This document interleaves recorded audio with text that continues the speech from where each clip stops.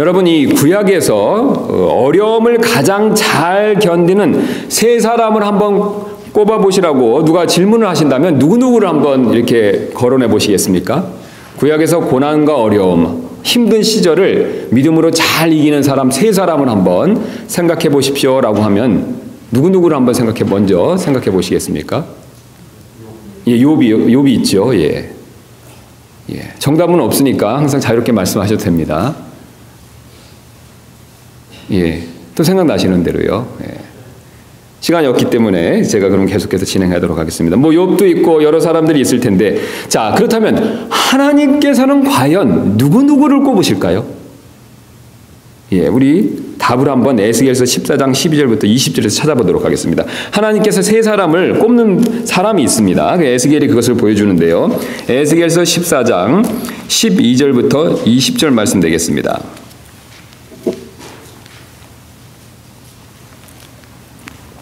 우리 찾으신 줄 알고 제가 에스겔서 14장 말씀 12절 말씀부터 14장 12절부터 제가 받들어 읽도록 하겠습니다. 그래서 이제 우리가 말씀드리면 하나님께서 에스겔에게 말씀하시면서 다음과 같은 예를 드시면서 이렇게 말씀을 하십니다. 주의 말씀이 다시 내게 임하니라. 이르시되 사람의 아들아, 그 땅이 심히 범법하여 내게 죄를 지으면 내가 내 손을 그 위에 내밀고 그곳에 빵지팡이를 부러뜨리며 기근을 그 위에 보내어 사람과 짐승을 그곳에서 끊으리라. 자, 이 이스라엘 백성들이 땅에서 불법을 하면, 범죄를 하면 하나님께서 심판을 내리신다라고 말씀하시는데, 그 중에서 첫 번째 어떤 심판을 말씀하시냐면 기근을 내리실 것이다, 이렇게 말씀하고 있습니다. 여러분 맞습니까? 예, 그 다음에 14절 말씀부터 유심히 보실 필요가 있습니다. 비록 노아, 다니엘, 욥 이 세 사람이 그 안에 있다 할지라도 그들이 자기 의로 자기 옷만 건지리라 주 하나님이 말하노라. 누구를 말씀하고 계십니까? 노아, 다니엘, 욥이죠. 그러니까 기근이 왔었을 때 하나님께서 인정하시는 세 사람, 이 사람만큼은 거기서 자기 의로 믿음으로 견디겠다는 것이죠. 하나님 누구 세 명을 언급하고 계십니까? 노아, 다니엘, 욥이죠. 우리가 생각하는 바하고 비슷하기도 하고 약간 차이가 있습니다. 계속해서 하나님 그 말씀하시죠. 15절에 가령 내가 해로운 짐승들로 하여금 그 땅을 지나다니게 함으로 그것들이 그 땅을 망치고 황폐하게 하여 아무도 그 짐승들로 인해 지나다니지 못한다고 하자. 가정을 하시는 거죠. 그래서 해로운 짐승을 심판으로 내보내셨다라고 했었을 때 이 심판으로부터 누가 잘 견디겠냐라고 말씀하시는 거죠. 그랬더니 또 누구 말씀하십니까? 16절에 비록 이 세 사람이 그 안에 있다 할지라도 내가 살아있음을 두고 맹세하노니 그들이 아들, 딸들을 건지지 못하고 오직 자기만 건지려니와.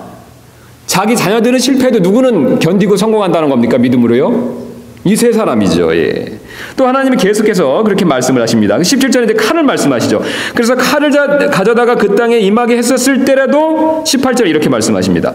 비록 이 세 사람이 그 안에 있다 할지라도 내가 살아있음을 두고 맹세하노니 그들이 아들, 딸들은 건지지 못하고 오직 자기만 건지리라 주 하나님이 말하노라. 역시 누구는 견딘다고 말씀하십니까?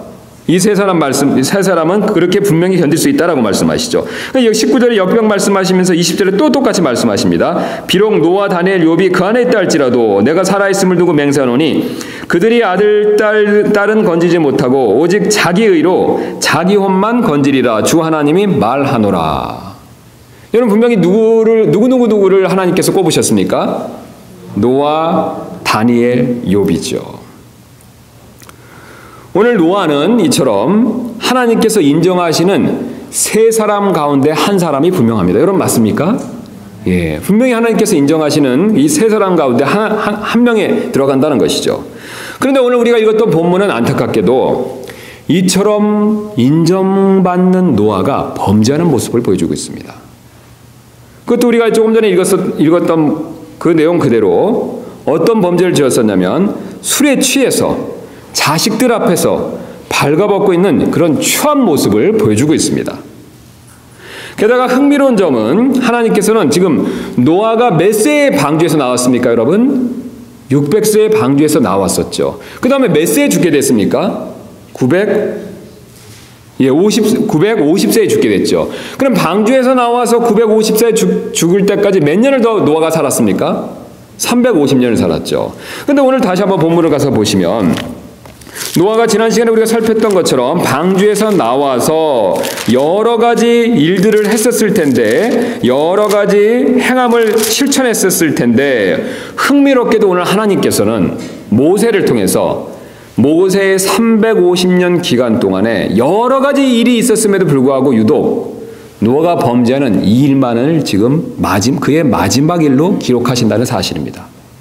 여러분 참 흥미롭지 않습니까? 노아가 600세까지 여러 가지 일이 있었는데요. 그 중에서 제일 중요한 심판으로부터 홍수로부터 방주를 짓고 구출받는 여러 가지 내용을 얘기하시다가 그의 인생의 제2의 출발이라고 할 수 있는 350년 나머지 기간에서는요, 딱 한 가지 사건만을 기록하셨습니다. 그런데 그 기록한 내용이 어떤 것이냐면 노아가 안타깝게도 범죄하는, 죄를 범하는 내용을 기록하셨다는 것이죠. 이 사실은 하나님께서 이 노아의 범죄를 통해서 사실 우리에게 뭔가 중요한 내용을 말씀하기를 원하신다는 뜻이 됩니다. 즉, 하나님께서는 노아의 범죄 사건을 통해서 우리에게 꼭 알려주시고자 하는 바가 있다는 것을 우리에게, 그것을 오늘 본문 말씀을 통해서 말씀하신다는 뜻이 됩니다.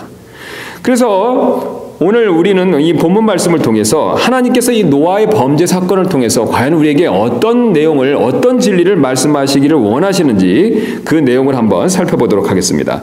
그래서 하나님께서는 이 오늘 본문 말씀으로부터 여러 가지 중요한 진리들을 우리에게 가르쳐 주실 수 있는데, 우리는 시간 관계상 이 세 가지만, 우리가 반드시 알아야 될 이 세 가지만을 한번 꼭 살펴보는 시간을 갖도록 하겠습니다. 그래서 가장 먼저 이 하나님께서 노아의 범죄 사건을 통해서 우리에게 알려주시기를 원하는 첫 번째 진리는 죄에는 장사가 없다는 사실입니다. 즉, 죄를 이길 수 있는 사람은 아무도 없다는 것이죠. 제가 조금 전에 앞에서 말씀드린 대로, 익히 여러분들이 아시는 대로 노아는 분명히 하나님께서도 인정하실 만큼 대단한 신앙의 인물이었습니다. 여러분 동의가 되십니까? 대단한 사람이죠. 홍수가 있기 전까지 최소는 어떻습니까? 600년 동안 누가 동행했습니까? 주님과 동행했다라고 그렇게 성경은 말씀하고 있습니다. 또 방주를 아시는 대로 120년에 걸쳐서 쉼없이 한결같이 방주를 지은 사실을 우리는 지금까지 성경 말씀을 통해서 분명히 확인해 본 적이 있습니다. 게다가 1년 11일 동안 방주에서 믿음으로 인내했던 사람이었습니다. 그래서 성경은 이 노아에 대해서 6장 9절에서 이렇게 말씀하고 계시죠. 창세기 6장 9절입니다. 노아는 의인이요 그의 세대들 가운데서 완전한 자더라.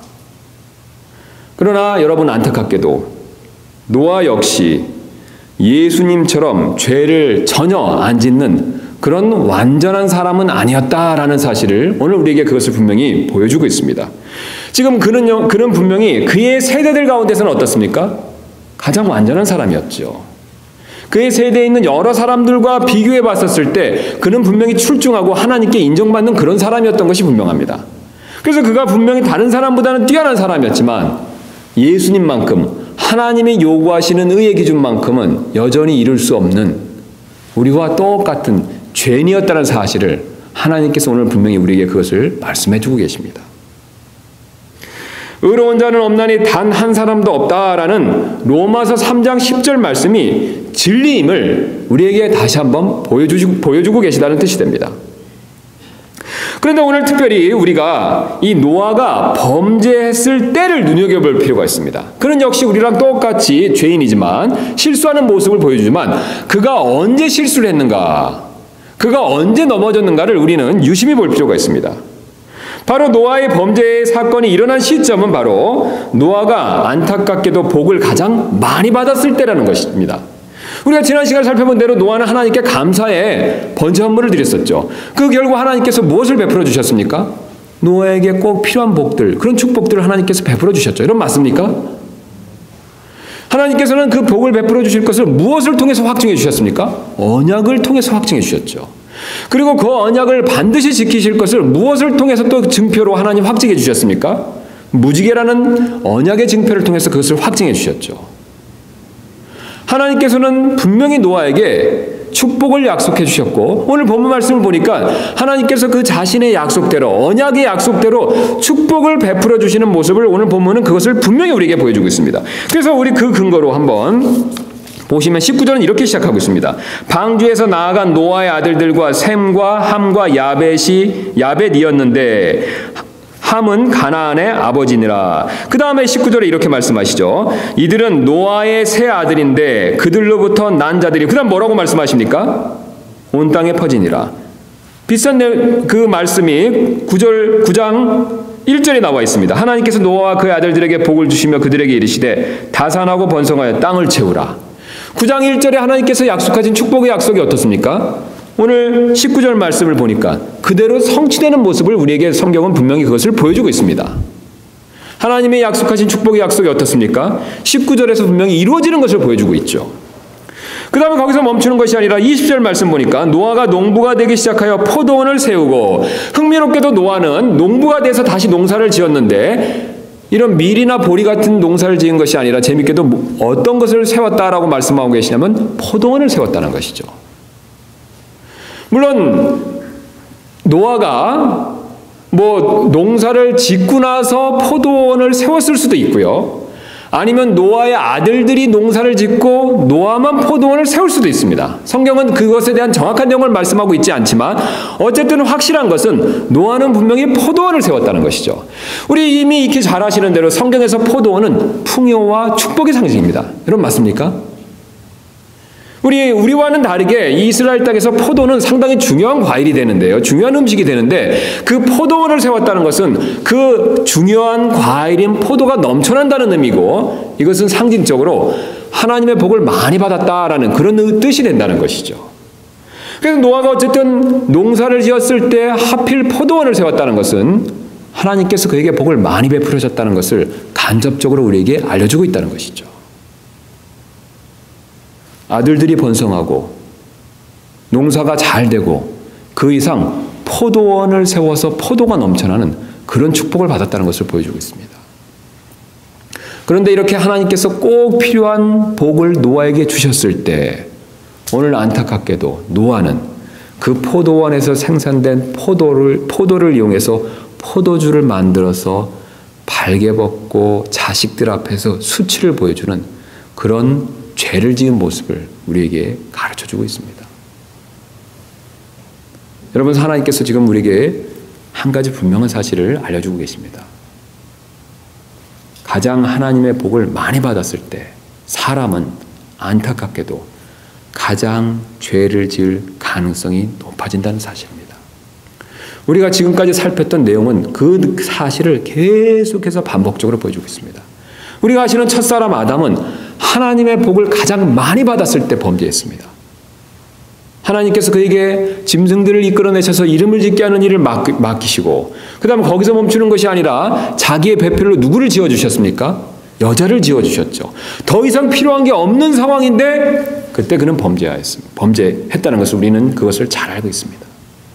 또 안타깝게도 우리 가인과 그의 후손들도 비록 하나님 없이 물질 문명을 세웠지만 그 물질 문명이 번성했었을 때 가장 죄악이 심하게 땅에 가득했으며 결국 그 죄악으로 인해서 홍수 심판을 받았다는 것을 우리는 이미 익히 그 사실을 잘 알고 있습니다. 우리가 잘 아시는 다윗도 역시 마찬가지였습니다. 그의 왕국이 가장 번성하고 모든 것이 잘 되었을 때 어떻게 했습니까? 우리아의 아내 밧세바를 범하는 그런 결정적인 죄를 지었다는 사실을 우리는 이미 익히 그것을 잘 알고 있습니다. 또 모세가 지금 이 수신자로서 기록해주고 있는 이스라엘 백성들 역시 마찬가지였었죠.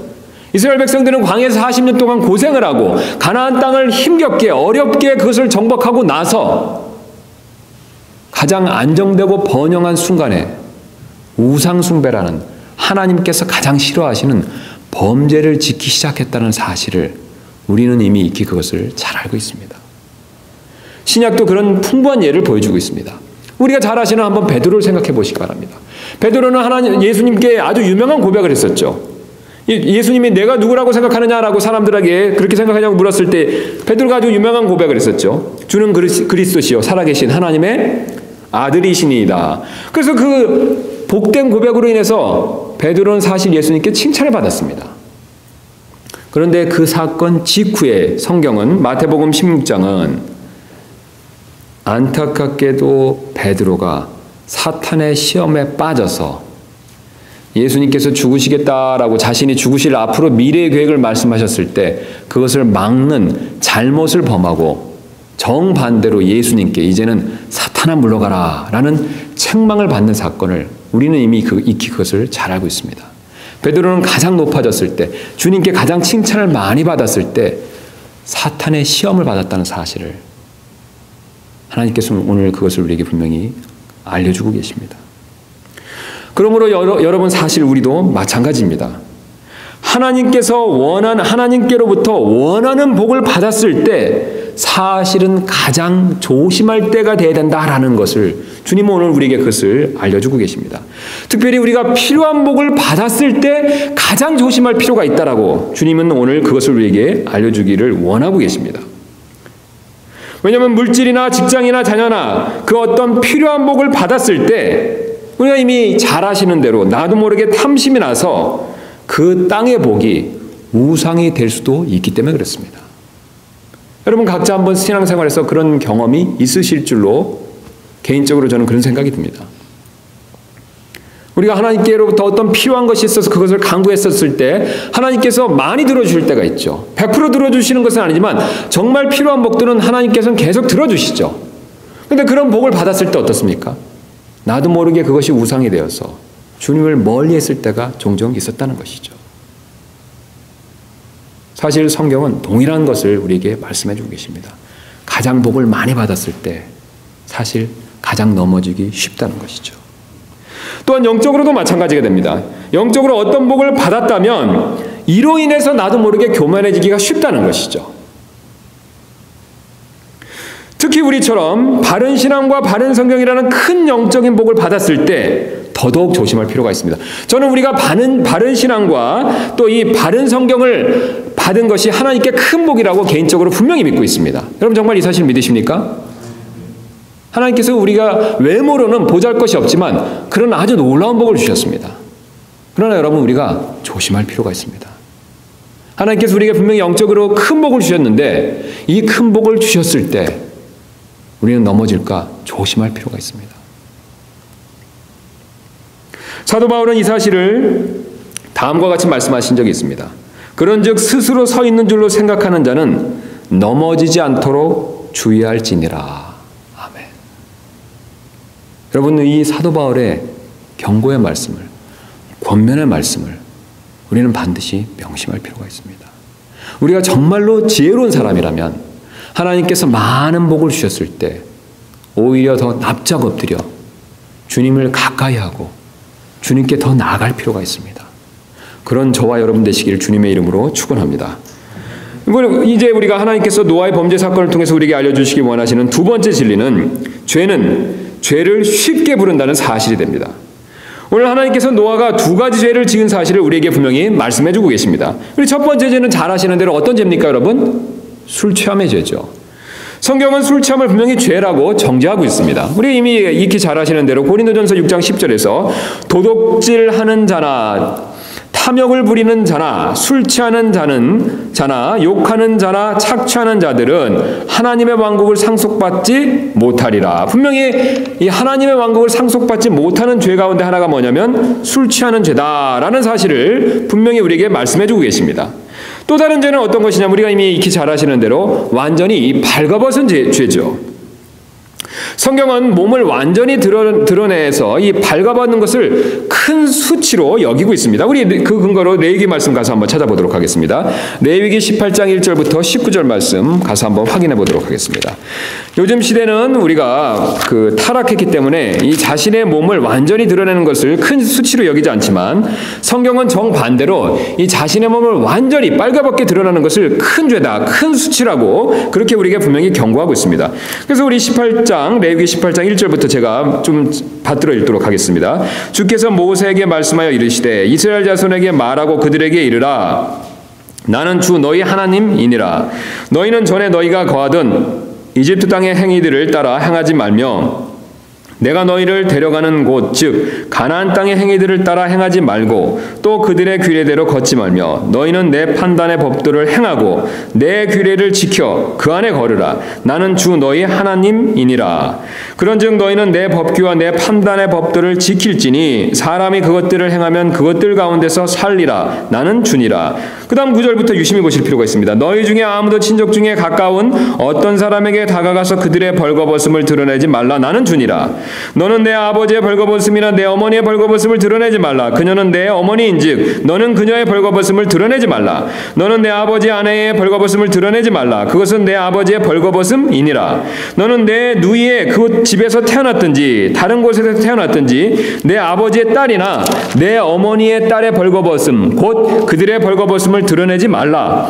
10절 너는 내 손녀나 내 외손녀의 벌거벗음 곧 그들의 벌거벗음을 드러내지 말라. 그들의 벌거벗음은 내 자신의 벌거벗음이니라. 내 아버지의 아내가 내 아버지에게서 낳은 딸은 내 누이니 너는 그녀의 벌거벗음 곧 그 벌거벗음을 드러내지 말라. 너는 내 고모의 벌거벗음을 드러내지 말라. 그녀는 내 아버지의 가까운 친족 여인이니라. 너는 내 이모의 벌거벗음을 드러내지 말라. 그녀는 내 어머니의 가까운 친족 여인이니라. 너는 내 아버지의 형제의 아내에게 다가가서 그의 벌거벗음을 드러내지 말라. 그녀는 내 숙모니라. 너는 내 며느리의 벌거벗음을 드러내지 말라. 그녀는 내 아들의 아내이니 너는 그녀의 벌거벗음을 드러내지 말라. 너는 내 형제의 아내의 벌거벗음을 드러내지 말라. 그것은 내 형제의 벌거벗음이니라. 그래서 계속해서 무엇을 말씀하고 계십니까? 벌거벗음을 드러내지 말라는 것을 말씀하고 계시죠.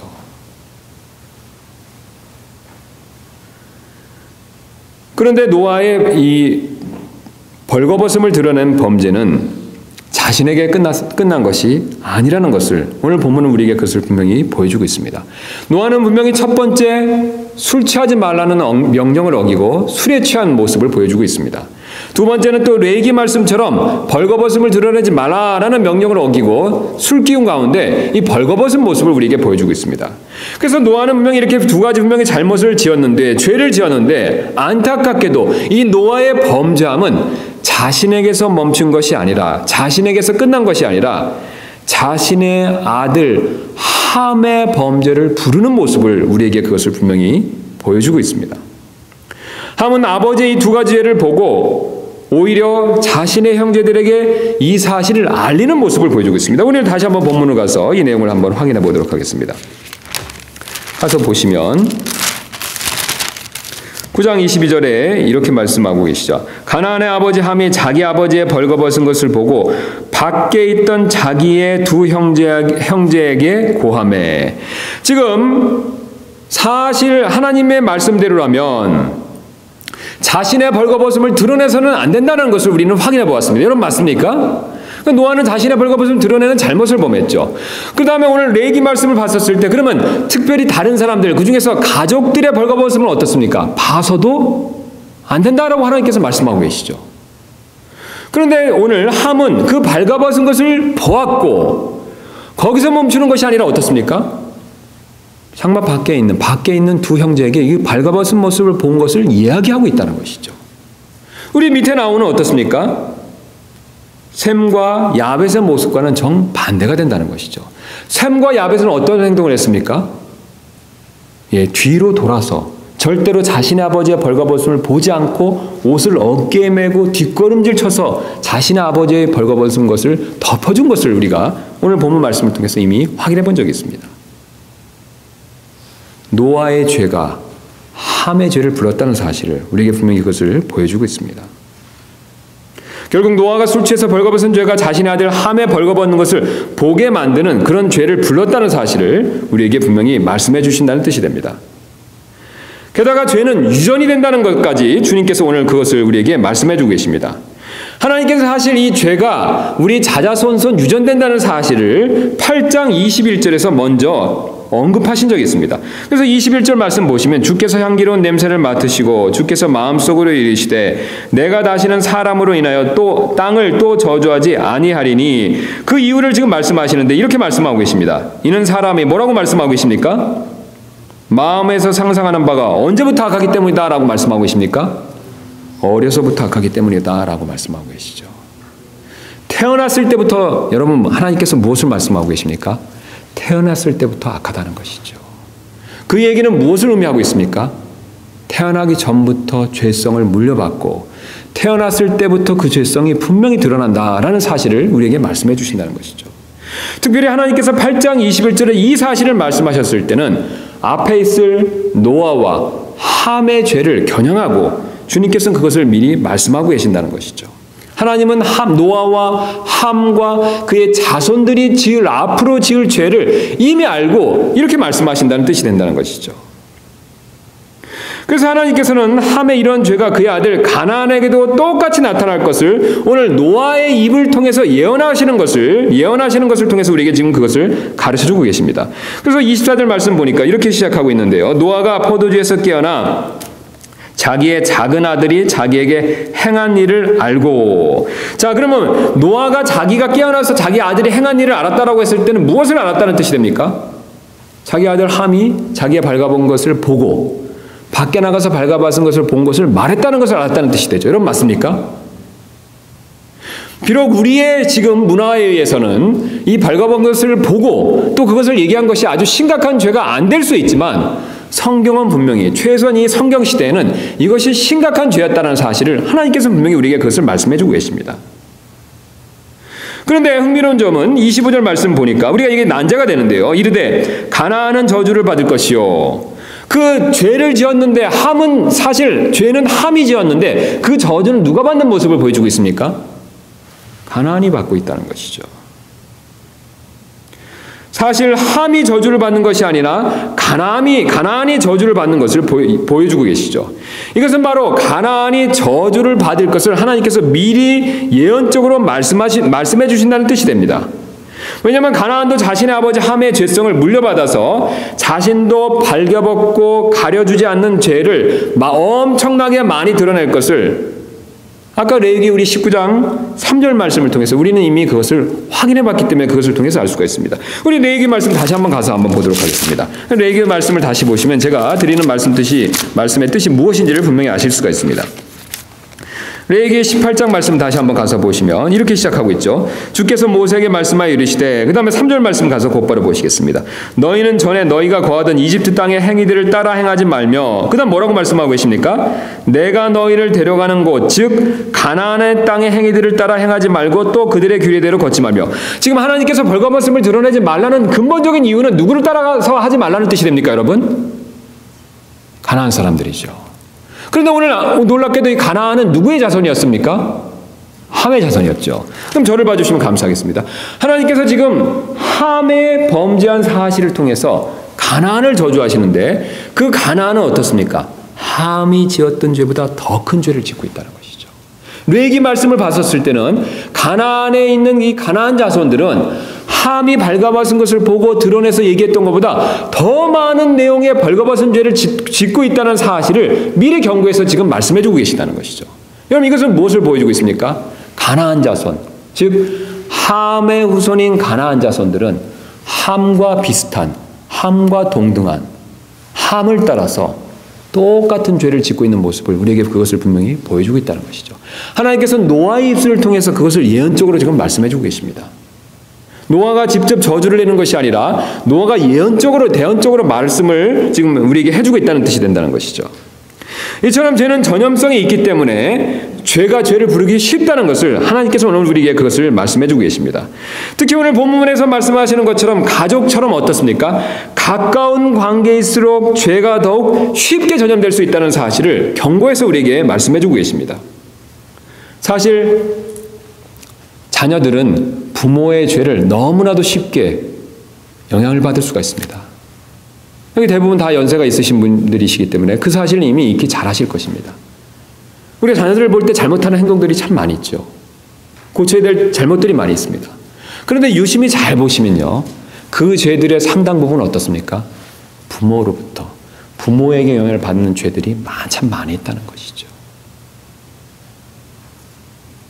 오늘 함의 죄는 가나안에게 영향을 미쳤다는 사실을 보여주고 있습니다. 또 노아의 죄 역시 함에게 그 죄의 영향을 미쳤다는 사실을 우리에게 분명히 보여주고 있다는 것이죠. 그래서 쉬운 예로 부모가 거짓말을 쉽게 하면 어떻습니까? 자녀들도요. 자기도 모르게 거짓말을 잘하죠. 또 부모가 정직하지 못하면 어떻습니까? 자녀들도 쉽게 부정직을 배운다는 사실을 우리는 이미 이 사실을 익히 잘 알고 있습니다. 그래서 우리가 이미 앞에서 살핀 대로 4장에서 가인의 살인죄와 교만죄를 가인의 후손인 라멕도 역시 똑같이 물려받아서 똑같은 죄를 짓는 모습을 우리는 이미 앞의 말씀을 통해서 확인해 본 적이 있습니다. 또 죄는 전염이 될 때마다, 전염되어 퍼질 때마다 점점 더 커질 수 있다는 사실도 주님께서 오늘 본문 말씀을 통해서 우리에게 그것을 경고하고 계십니다. 그러니까 아주 쉬운 예로 부모의 죄가 10개다라고 하면 이에 영향을 받은 자녀들의 죄는 쉽게 20개, 30개가 될 수 있다는 뜻이 됩니다. 우리가 앞에까지 살펴본 내용을 보면 그 풍부한 예들을 성경은 지금 우리에게 그것을 보여주고 있습니다. 그래서 가인의 죄보다 어떻습니까? 라멕의 죄가요 더 작아진 것이 아니라 커졌었죠. 그 근거로 4장 24절에 라멕이 이런 고백을 하고 있죠. 가인을 위해 7배로 복수할진대 참으로 라멕을 위해서는 77배로 복수하리라. 어떻습니까? 가인보다 더 끔찍한 얘기를 말하고 있습니다.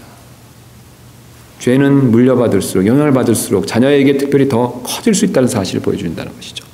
또 셋의 시대의 죄악보다 노아의 시대의 죄악은 어떻습니까? 줄어든 것이 아니라 더 커졌다는 것이죠. 또 오늘 우리가 본문에서 보여준 대로 노아의 술 취함의 죄가 함의 죄를 불러왔고 이 함의 죄가 결국은 가나안의 타락까지 영향을 미쳤다는 사실을 하나님께서 오늘 우리에게 그것을 분명히 보여주고 계십니다. 우리는 사실 현 시대를 살면서도 우리가 그것을 분명히 잘 알고 있습니다. 그것을 많이 느끼고 있습니다. 여러분 살아보시니까 어떠십니까? 저보다 연세가 많으신 분들이 대부분이신데요. 과거보다 현재보다 과거의 시대에 사셨을 때 죄악보다 현재의 죄악이 어떻습니까?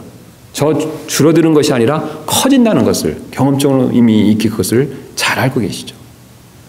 그렇다면 이런 추세로 가면 어떻습니까? 예수님이 경고하신 대로 우리는 마지막 때를 향해서 가고 있기 때문에 앞으로 시대의 죄가 더 줄어드는 것이 아니라 커질 수밖에 없다는 것을 우리는 경험적으로나 성경 말씀을 통해서 이미 익히 그것을 잘 알고 있습니다.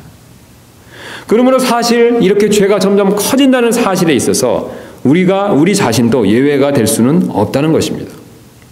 경건한 노아와 그 가정에서도 이런 죄악이 일어났다면 그렇다면 노아보다 못한 우리의 가정들에서는 어떻겠습니까? 노아의 가족들은 대단한 사람들이었습니다. 120년 동안 방주를 짓고 홍수의 심판에서 순종함으로 유일하게 살아남았던 그런 가족들이었는데 그런 가족들도 이렇게 죄를 지었다면 우리의 가정들은 여러분 어떻겠습니까? 우리는 반드시 가정에서부터 죄를 조심할 필요가 있습니다. 가정에서 내가 죄를 지으면 그것으로 끝나는 것이 아니라 다른 가족의 구성원들에게도 쉽게 영향을 미칠 수 있다는 사실을 우리는 반드시 명심할 필요가 있습니다. 심지어는 오늘 이 말씀을 봤었을 때 나의 자손이나 그 손자나 그 자손들에게까지도 영향을 미칠 수 있다는 사실을 우리는 분명히 명심할 필요가 있습니다. 우리가 이 사실을 분명히 명심한다면 우리는 사실 다른 그 무엇보다도 우리의 자녀들과 자손들에게 신앙을 물려주기 위해서 최선을 다할 필요가 있습니다. 여러분 죄의 문제에 있어서 우리 자손들을 구원할 수 있는 방법은 단 한 가지밖에 없습니다. 바로 예수 그리스도를 믿는 믿음입니다. 우리가 그 복음을 잘 전해주고 또 경건한 신앙을 잘 할 수 있도록 도와줄 필요가 반드시 있다는 뜻이 됩니다. 사실 우리가 자녀들에게 여러 가지 좋은 것들을 물려주려고 생각들도 많이 하시고 애도 많이 쓰시지만 신앙을 물려주지 못한다면 사실 죄 문제에 있어서 자녀들에게 큰 도움이 되지 못할 수도 있습니다. 아무리 많은 돈이나 집을 물려주더라도 신앙을 물려주지 못한다면 자녀들의 경건 생활에 큰 도움이 못 될 수도 있다는 뜻이 됩니다.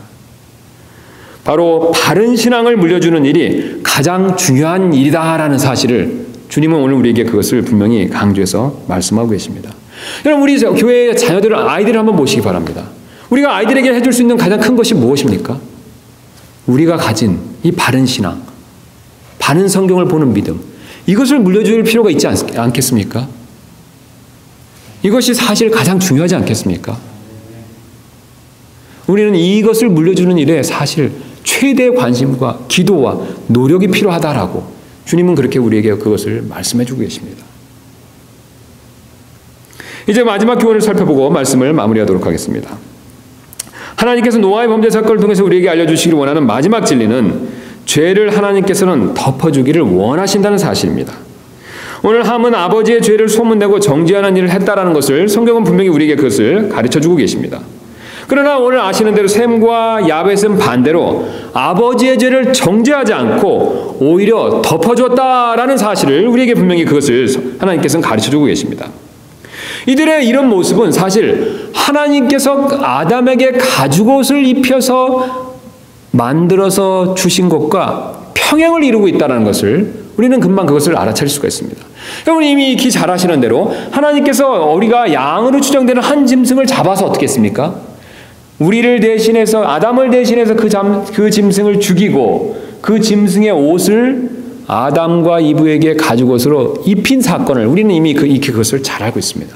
우리가 지난 시간 로마서에서 배운 대로 이것은 예수님께서 우리를 위해서 대신 죽으셨을 뿐만 아니라 우리를 위해서 자신의 의를 선물로 주신다는 사실을 모형적으로 보여주고 있다는 것을 우리는 그것을 쉽게 이해할 수가 있습니다. 단순하게 그 양으로 추정되는 짐승이 죽은 데서 끝나는 것이 아니라 옷을 그 짐승의 털을 취해서 가죽 옷을 만들어서 입히셨다는 것이죠. 이것은 하나님께서 그리스도를 통해서 우리의 죄를 정죄하지 않고 용서해 주실 것이다 라는 것을 모형적으로 보여주신다는 것이죠. 그래서 옷을 덮여주는 모습이 오늘 흥미롭게도 셈과 야벳의 모습에서도 나타난다는 것이죠. 그들은 함과는 정반대의 모습을 보이고 있습니다. 함은 자신의 아버지의 죄를 보고 정죄하고 그것을 다른 사람들에게 드러냈습니다. 그러나 반대로 셈과 야벳은 자신의 아버지의 죄를 정죄하지 않고 그것을 오히려 덮어주고 감춰주는 그런 모습을 보여주고 있습니다. 그런데 여러분 더 놀라운 사실은 이런 행동을 한 셈과 야벳은 하나님께서 복을 주셨다는 사실입니다. 반대로 자신의 아버지의 죄를 드러내고 정죄한 함은 하나님께서 저주를 내리셨다는 사실입니다. 여러분 하나님께서 이것을 통해서 우리에게 무엇을 말씀해 주고 계십니까? 하나님께서는 정죄하는 것 대신 용서해 주고 죄를 가려주는 것을 원하신다는 사실을 우리에게 분명히 그것을 보여주고 계십니다. 바로 하나님께서는 우리를 용서해 주시고 죄를 정죄하시지 않은 것처럼 우리도 다른 사람들의 죄를 용서해 주고 정죄하지 말아야 할 그것을 우리에게 분명히 지금 말씀해 주고 계십니다. 사도 바울은 이 사실을 다음과 같이 분명히 말씀하셨습니다. 서로 친절히 대하며 상냥한 마음을 품고 서로 용서하기를 하나님께서 그리스도로 인하여 너희를 용서하신 것 같이 하라. 여러분 우리는 분명히 죄의 용서함을 받았습니다. 여러분 정말 이 사실을 믿고 계십니까? 그럼 우리가 용서함 받았으면 오늘 에베소서 말씀처럼 어떻습니까? 에베소 4장 32절 말씀처럼 우리도 다른 사람을 용서하는 것이 필요하다라고 그것을 주님께서 오늘 우리에게 그것을 말씀하고 계십니다. 또 예수님께서도 누가복음 6장 37절에서 이렇게 말씀하고 계십니다. 판단하지 말라. 그리하면 너희가 판단을 받지 아니할 것이요. 정죄하지 말라. 그리하면 너희가 정죄를 받지 아니할 것이요. 용서하라. 그리하면 너희가 용서를 받을 것이요. 여러분 우리가 용서받은 것처럼 우리도 사실 다른 사람들 가까운 사람들, 신앙에 있는 사람들을 서로 용서할 필요가 있습니다. 우리의 가족들을 용서할 필요가 있습니다. 우리가 아는 지인들을 용서할 필요가 있습니다. 우리가 같이 함께 신앙생활하는 형제 자매님들을 어떤 섭섭한 일이 있다 하더라도 서로를 용서할 필요가 있습니다. 주님은 자신이 우리의 죄를 용서하신 것처럼 우리도 다른 사람들의 죄를 용서하기를 원하고 계십니다. 오늘 셈과 야벳은 그 모습을 우리에게 지금 그것을 보여주고 있습니다. 지금까지 우리가 감사할 때 일어날 수 있는 세 가지 일들을 살펴보았는데 이제 우리가 한 가지 교훈만을 살피고 말씀을 마치도록 하겠습니다. 우리가 살펴볼 수 있는 한 가지 교훈은 어제의 영적 승리가 내일의 영적 승리를 반드시 보장하지는 못한다는 사실입니다. 오늘 노아는 하나님께서 인정하시는 영적인 사람이 분명히 맞습니다. 여러분 정말로 노아가 대단한 사람인 것을 여러분도 인정하시지 않습니까? 대단한 사람이죠. 그는 홍수 심판을 믿음으로 극복하고 유일하게 살아남은 그런 사람이었습니다. 그러나 그의 어제의 이런 영적 승리가 오늘의 영적 승리를 자동으로는 보장하지 못했다는 것이죠. 그는 사실 영적 거인이었습니다. 우리와는 비교할 수 없는 사람이었다는 것이죠. 큰 믿음의 사람이었다는 것이죠. 저는 곰곰이 이 창세기 말씀을 묵상하면서 저 같으면, 나 자신 같으면 내가 120년을 과연 순종하면서 방주를 지을 수 있었을까? 라는 질문을 스스로 던질 때가 많이 있습니다. 그래서 제가 하늘에 가면 노아에게 참 한번 꼭 한번 그것을 질문해 보고 싶습니다. 예. 어떻게 이렇게 잘 견디셨는지. 그는 분명히 대단한 사람이었지만 그의 과거에 이렇게 큰 영적인 승리에도 불구하고 오늘 이 순간만큼은, 특별히 하나님의 복을 가장 많이 받았을 이때만큼은 그는 우리보다 못하게 실패했다는 것이죠. 최소한 우리는 술 취해서 발가벗음을 드러나지 않는데 우리도 저지르지 않는 죄를 그는 저질렀다는 사실을 우리에게 그것을 보여주고 있습니다. 그의 어제의 영적 승리가 그의 오늘의 영적 승리를 보장해주지 못했다는 것이죠. 왜냐하면 죄의 유혹은 사실 날마다 매 순간마다 찾아오기 때문에 그렇습니다. 그러므로 이처럼 날마다 찾아오는 죄의 유혹을 이기기 위해서는 사실 우리는 매일 매 순간마다 주님을 의지하는 것이 필요하다라고 오늘 주님께서는 그 사실을 우리에게 알려주시기를 원하고 계십니다. 성경은 이 사실을 다음과 같이 풍부하게 우리에게 가르쳐주고 있습니다. 오직 오늘이라 불리는 때에 서로 날마다 권면하여 너희 중에 아무도 죄의 속임수를 통해 강팍하게 되지 아니하도록 하라. 예수님께서는 더 중요한 말씀을 우리에게 해주신 적이 있습니다. 또 그분께서 그들 모두에게 이르시되 어떤 사람이 나를 따라오려거든 자기를 부인하고 날마다 자기 십자가를 지고 나를 따를지니라. 아멘. 여러분 어제 영적으로 승리하신 적이 있습니까? 여러분 어제 기도응답을 받으셔서 기쁜 적이 있으십니까? 여러분 어제 하나님께로부터 어떤 말씀을 받으셔서 마음에 성령 충만함을 느끼신 적이 있으십니까? 여러분 그러나 명심하십시오. 어제의 은혜는 어제로 끝난 것입니다. 오늘 우리가 믿음으로 승리하기 위해서는 오늘 또다시 우리가 주님께 엎드릴 필요가 있습니다. 오늘 또다시 성령님의 도움을 간구할 필요가 있습니다. 여러분 사실 우리의 신앙생활이 왜 힘듭니까? 어제 했던 일이 오늘 보장해 주는 것이 없다는 것이죠. 저축이 없습니다. 예. 어제 은혜가 오늘까지 가지를 않는다는 것이죠. 매일 매 순간 주님을 의지해야 된다는 것이죠. 내 육신을 쳐서 거슬려서 매 순간 매일 주님을 따라야 한다는 것이죠. 사실 여러분 이것이 어렵습니다. 오늘 노아는 이것을 잘하다가 마지막 순간에 자신의 인생의 350년 마지막 순간에 이것에 실패한 모습을 우리에게 하나님께서 그것을 가르쳐주고 계십니다.